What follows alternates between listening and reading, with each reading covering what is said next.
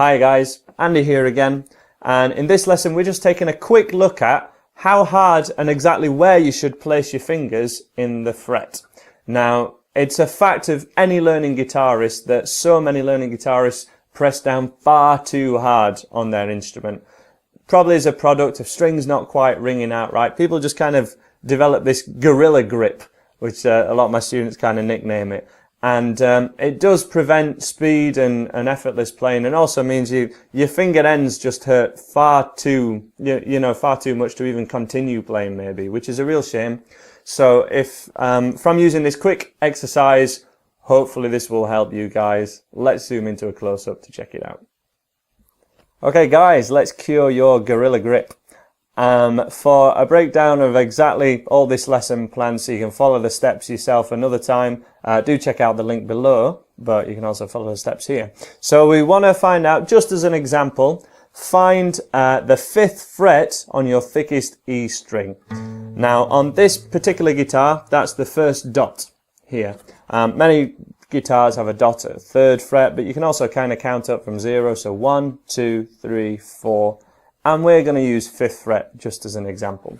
And what I want you to do is just place that exactly on the dot itself, right in the middle of the fret, and press down exactly as you normally would, and give how much you're pressing down a number between 1 and 10.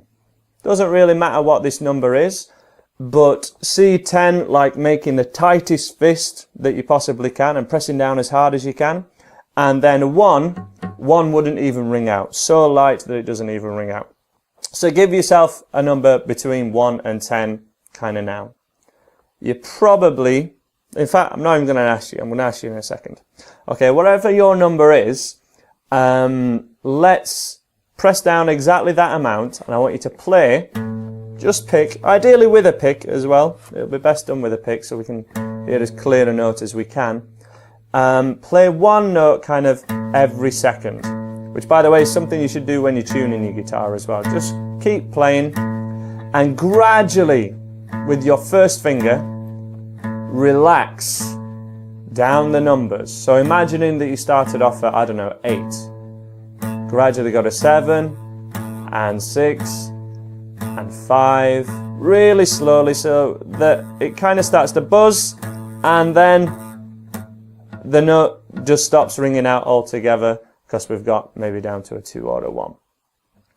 Now, at whatever point when you were playing that note started to buzz, press down that amount, but move your finger over to this side of the fret. So we want to be at your side of the fret, basically, between where the dot is and the fret itself, we want to be exactly here. So we want to see this is the bad side of the fret and this is the good side of the fret. Position your finger here and press down that amount where you were just kind of tutoring on it, vibrating, but it is still ringing out. Don't press on any more than just that little bit of buzzing, but still sounding pretty good. If you can just get rid of that buzzing, but again, if you're pressing down any harder than you need to, please don't. And then think of what number that is compared to where you started. Remember, that note's ringing out exactly the same. At an estimate, if you started off at a 6, you might have been able to get that down. That might be a 3 or a 4 now. That's what my students tend to say. And then we're going to move our first finger over to the bad side of the fret, over to this side.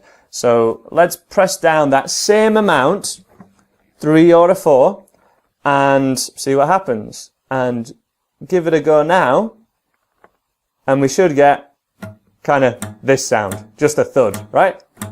3 or a 4, it's not ringing out. You have to press down kind of substantially harder, okay?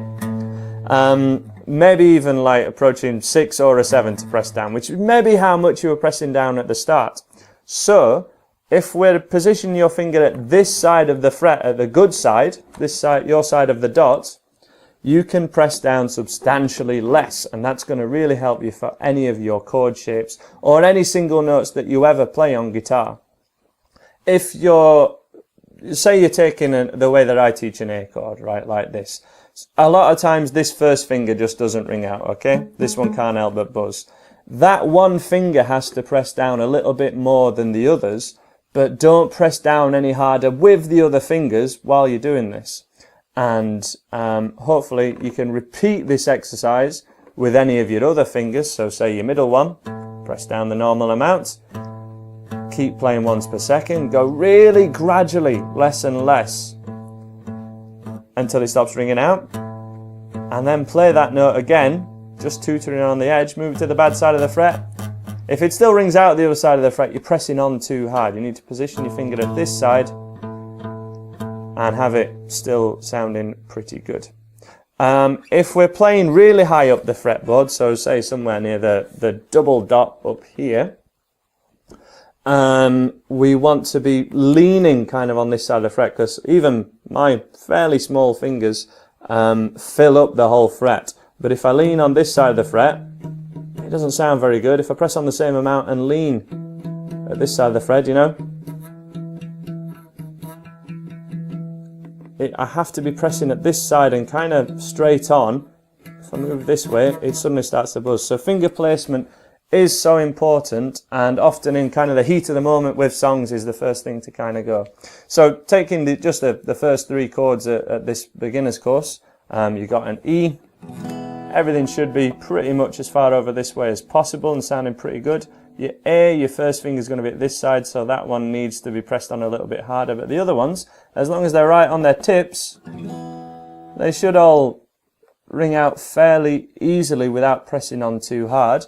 And using a capo, which we've just covered in the last lesson here, can really help to kind of squash these strings down and make everything easier to press. Because if your strings are really high off the fretboard, it's going to be much more difficult to kind of press down. So maybe use a capo, or use the songs in my beginner's course with a capo, which are listed, to make sure that you're kind of using the instrument in the right way.